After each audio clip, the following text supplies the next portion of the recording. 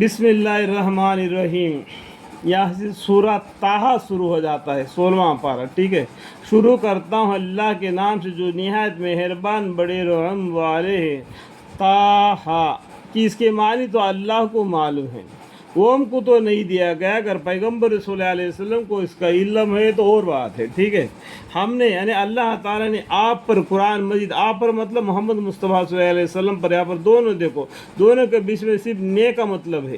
ہم نے اللہ تعالیٰ نے آپ محمد مصطفیٰ صلی اللہ علیہ وسلم پر قرآن مجید اس لیے نہیں اتارا کہ آپ تکلیف اٹھائے۔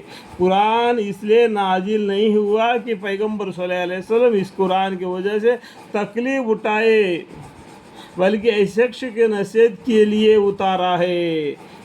انسانوں کو نصیحت کے لیے اللہ تعالیٰ نے قرآن اتارا ہے۔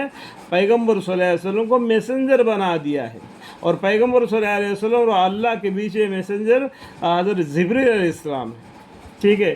جو اللہ سے ڈرتا ہے یہ اس ذات کی طرف سے نازل کیا ہے جس نے زمین کو اور بلند آسمان کو پیدا کیا۔ یہ اللہ کی طرف سے نازل کیا ہوا یہ قرآن ہے، اور بڑا رحمت والا ہے، عرش پر قائم۔ اللہ تعالیٰ عرش الہی پر قائم ہے۔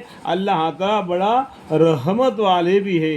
جو کتنا بھی گناہ کریں گے، اللہ کے سامنے توبہ استغفار کریں گے تو اللہ تعالیٰ معاف کرنے والے غفور الرحیم ہے۔ اس کی ملک ہے جو چیز کے آسمانوں میں ہے اور جو چیز کی زمین میں ہے، اور جو چیز ان دونوں کے درمیان میں ہے، اور جو چیز تحت الثری میں ہے۔ یہاں پر 5 نمبر فائدہ ہے، لکھو تحت الثری کس کو بولتے ہیں معلوم ہے؟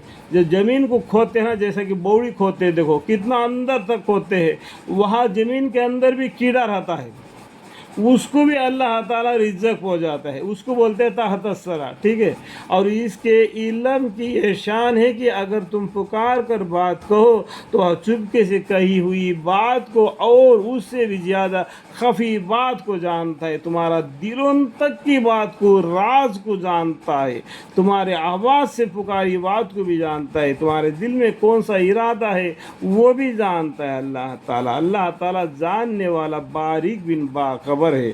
وہ اللہ ایسا ہے کہ اس کے سوا کوئی معبود نہیں۔ اللہ ایسا ہے اس کے سوا کوئی معبود نہیں، وہ اکیلا تنہا ایک ہی ایک اللہ ہے، توحید۔